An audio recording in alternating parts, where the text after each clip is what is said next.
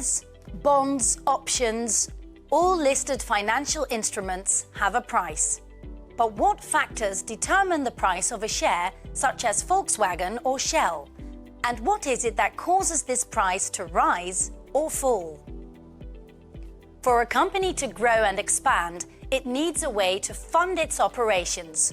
One method for a company to raise money is to issue shares of stock or equity to the public by listing the shares on an exchange. This will allow the public to invest money for a small piece of ownership in return. This process is also called an initial public offering, or IPO. Typically, it is done in collaboration with one or more investment banks acting as an underwriter. These banks supervise the process while making an initial valuation of the company prior to the shares being issued publicly. The bank will release an initial estimated price range for the share value, which investors can use as an indicator when registering to first purchase these shares. As investors come in, the starting price of the share is determined and the first shares are sold to the public. Once the stock is listed on an exchange, the price will then be determined by the supply and demand of the market. This will be based on public perception and expectation, news and company performance. For example, if a scandal emerges, investors may lose confidence and the stock price will almost certainly be pushed down. On the other hand, take a pharmaceutical company. If it gets approval for a new drug, then it's likely that the share price will increase. Is it rejected instead, the share price can be expected to decline. There can also be influence on a sector level. If a political representative announces planned expansion into infrastructure, it is likely that firms in the construction sector will benefit.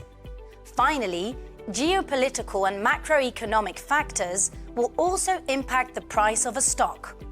During periods of economic growth or decline, you would expect stock prices to react accordingly. The price of a share on its own is not an indicator of how the company is valued.